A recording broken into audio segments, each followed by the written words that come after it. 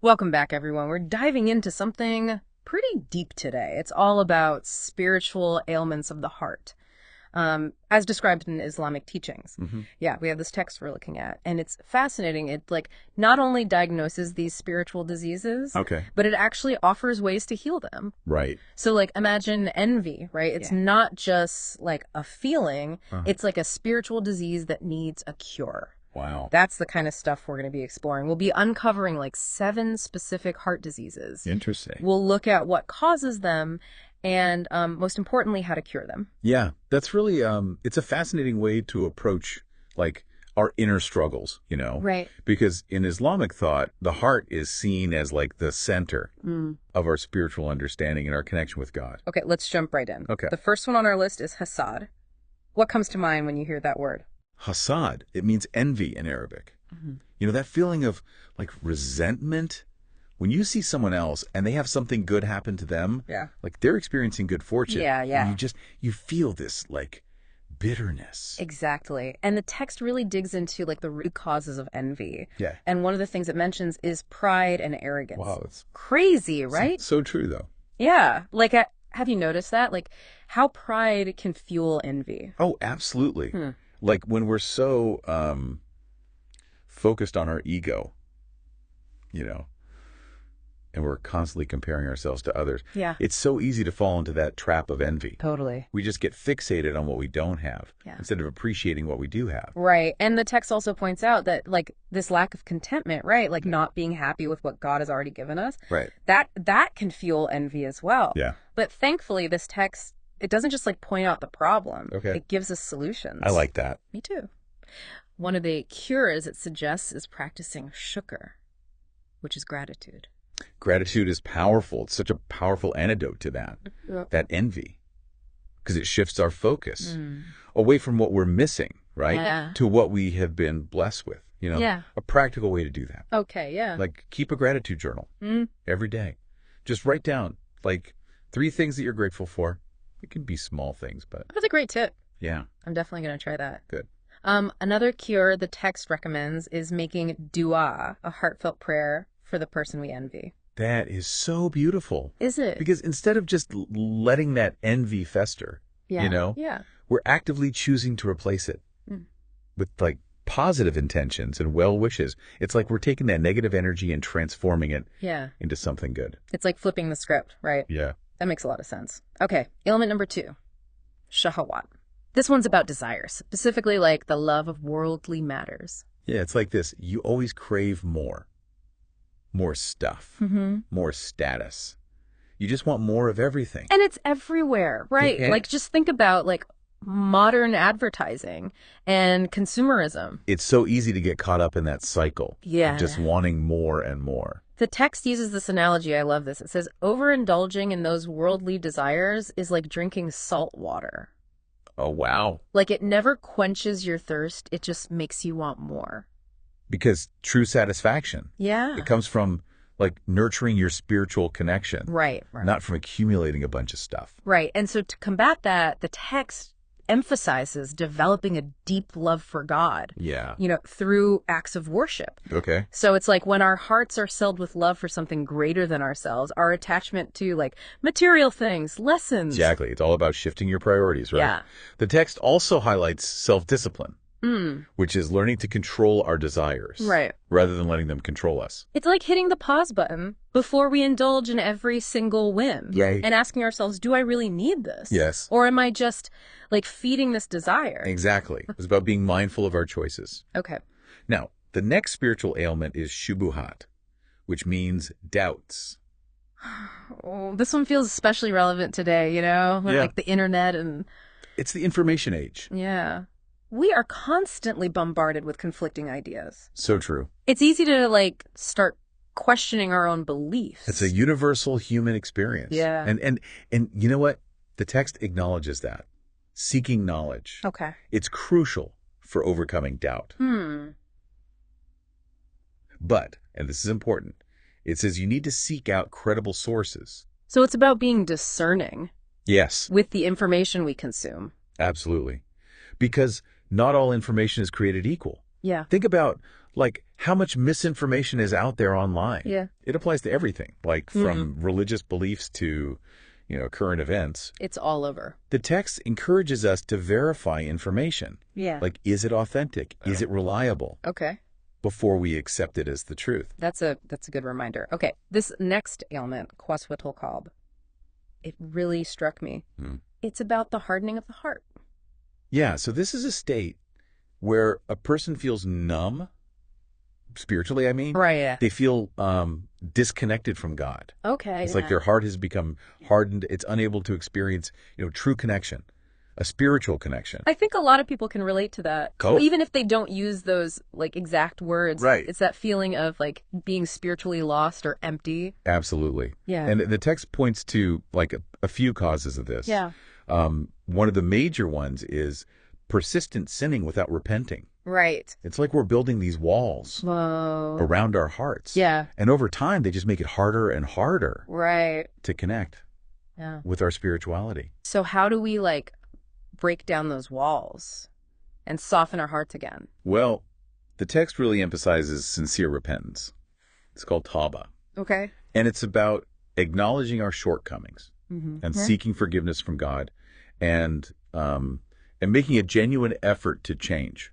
I like that it's not just vague advice. Right. Like it gives us concrete things to do. Yeah. It encourages us to like increase our acts of worship, especially like night prayers, and to recite and reflect on the Quran. Those are beautiful practices. They nourish our souls, They help us reconnect with that spirituality.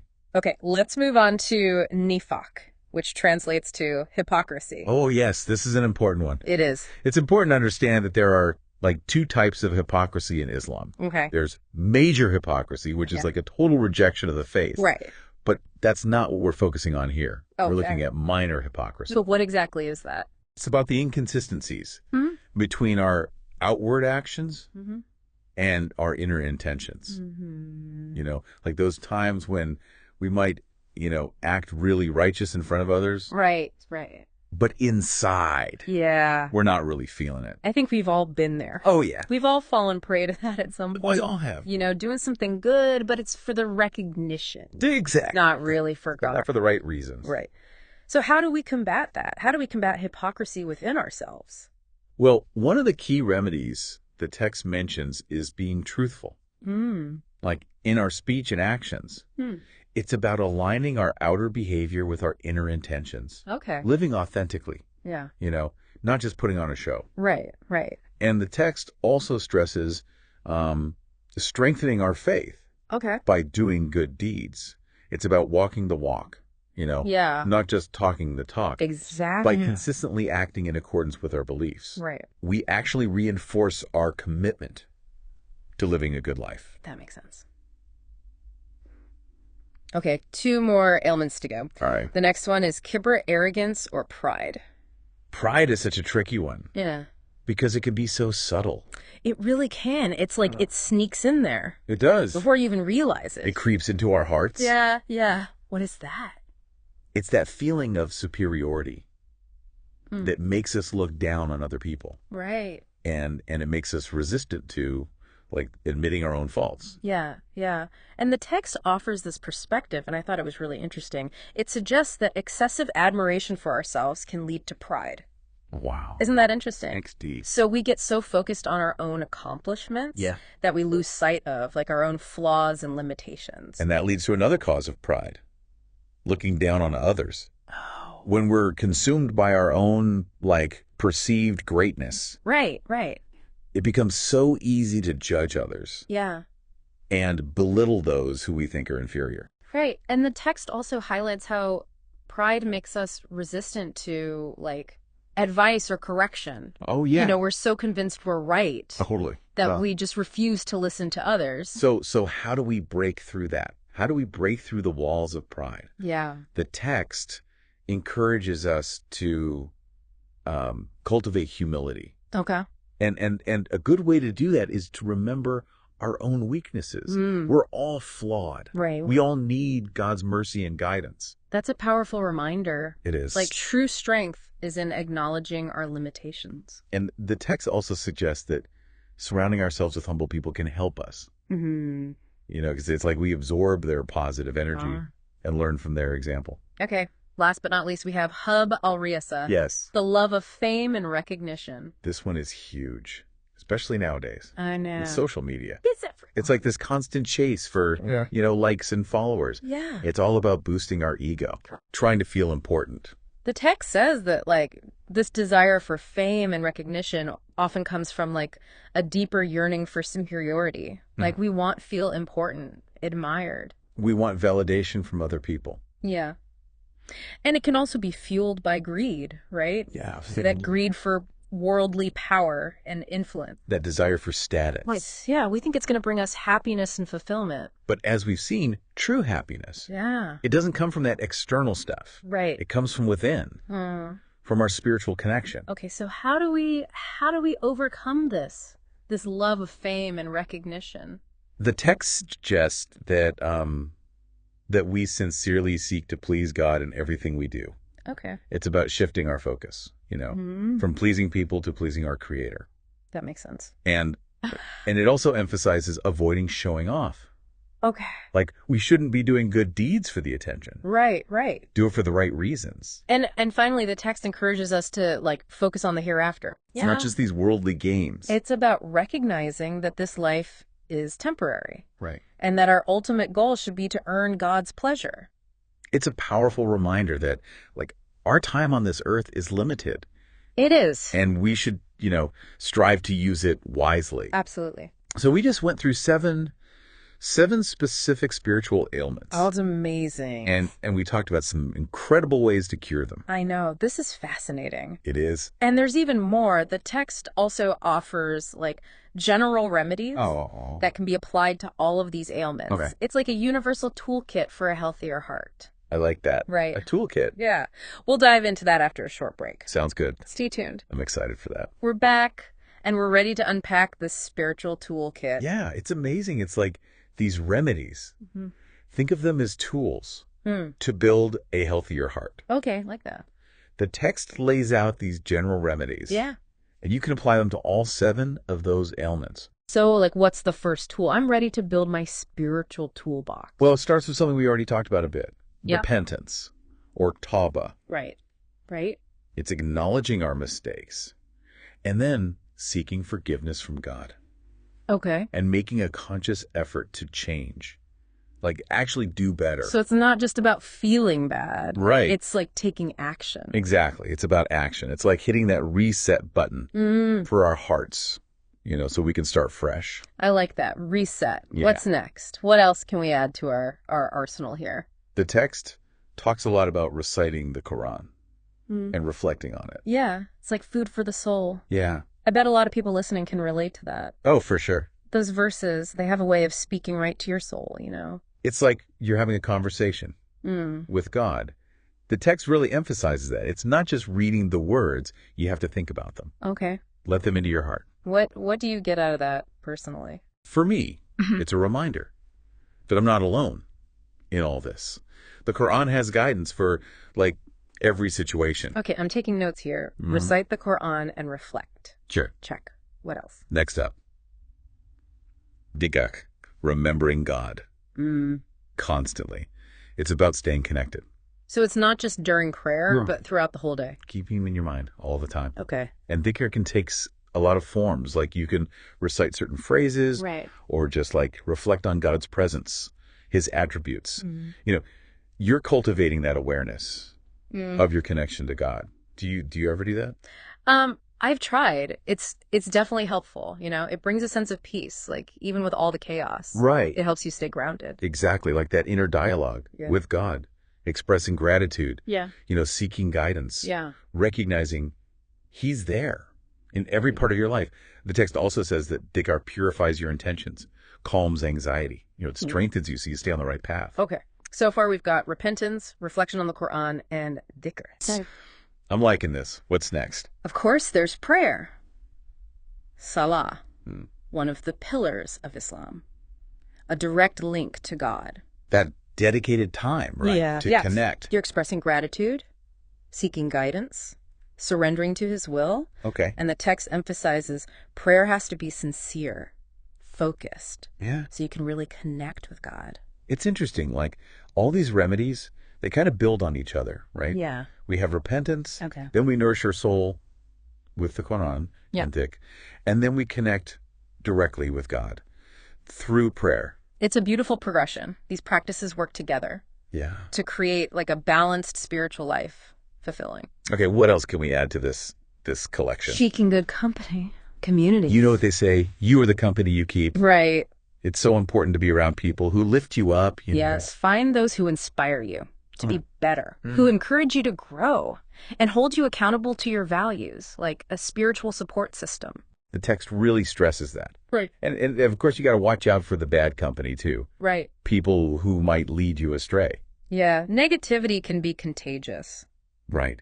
It's about surrounding yourself with people who nourish your soul, support you on your journey. This has been so insightful. Good. What's next? Charity and good deeds. Oh, yeah. And it's not just about money. Right. It's about any act of kindness, generosity, service, anything. It's about recognizing that we're all connected, right? Yes. And when we help others. We're helping ourselves too. Exactly. The text says charity, good deeds, they purify our hearts. It helps us overcome that selfishness, the greed, attachment to material things. And even small acts of kindness, they can have a big impact. Absolutely. It's like a ripple effect. Okay, what's the last tool? Fasting. It's more than just not eating and drinking. Yeah. The text really highlights the spiritual side of it. Yeah, tell me about that. It helps you develop self-discipline. You learn to control your desires. And you become more grateful for God's blessings. Okay. It's like you're hitting pause on your physical needs. So you can really focus on that spiritual connection. I've definitely felt that. It's a time for like deep reflection, renewal. Yes. It makes you appreciate what you have. Exactly. And the text also highlights how humbling fasting is. Okay. You're reminded that you depend on God for everything. For sustenance, for guidance. Yeah. And, when you experience hunger, thirst, you develop empathy for those who are less fortunate. Yeah, it makes you realize we're all in this together. Right. It connects us, reminds us to be grateful. So there you have it. Wow. A whole toolkit for spiritual well-being. Okay. From repentance, prayer, good company, charity. These practices offer a roadmap for purifying our hearts and drawing closer to God. This has been an incredible journey. It has. It feels like we've really explored these spiritual ailments and found powerful remedies. And remember, it's a lifelong journey, tending to your spiritual well-being. Right. It's continuous growth, reflection, refinement. I want to ask our listeners something. What resonated most with you guys? Was there an ailment that was like, oh yeah, that's totally me? Right. Or a remedy that sparked an idea? These spiritual ailments, they're not meant to make you feel bad. Right. It's just part of being human. We all have things to work on. Absolutely. Yeah. The key is to recognize them and then take those steps towards healing. Yeah. And that's what makes it exciting, right? It's all about growth. Exactly. This isn't about judgment. It's about like empowering you, so you can find those areas where you can grow spiritually. It's like a spiritual checkup, Yeah. We've identified some potential problem areas and now you've got all these tools to work with them. And those general remedies, Yeah. The repentance, the reflecting on the Quran, remembering God, Prayer. seeking good company, charity, and fasting. Those are powerful. Like those can really transform your life. I think of it like it's a recipe, for spiritual well-being. Each remedy, it's an ingredient, and together they create something amazing. Yeah, it's not about being perfect, right? Yeah. It's about taking small steps. Consistent steps. Yeah. Remember, purifying your heart, it's a journey. Not a destination. Exactly. So, listeners, I have a question for you. Okay. What's one tiny thing you can do today to start putting these remedies into action? Ooh. Maybe you could set aside 5 minutes for quiet reflection, or add a daily prayer to your routine. Okay. Or even just reach out to a friend who inspires you. Those are great ideas. Even small actions, right? They make a difference. It's like planting a seed. And watching it grow. And remember, you don't have to do this alone. The text talks about seeking knowledge, right? Right. For Yeah. people who know. So if you have questions, Yeah. need support, don't be afraid to ask for help. There are communities out there, resources to help you. And, you know, the text has this one thought that really stuck with me. Right. It says, the heart is like a garden. Ooh, I like that. If it's not cultivated with good deeds, it will be overrun with weeds. That's beautiful. What do you think about that? It reminds me that we have a choice, you know, Yeah. about what we put in our hearts. That's a powerful metaphor, Yeah. you know, for that constant effort Yeah. to maintain our spiritual well-being. Yeah. So as we end this deep dive, I want you to reflect on what we talked about today and think about your heart's garden. What needs a little extra care? This has been such an insightful conversation. I know I've learned so much. Me too. I hope you have too. Thank you for joining us on this deep dive Yeah, thank you. into spiritual heart ailments and how to cure them. We hope this inspires you to keep going on your journey of spiritual healing and growth.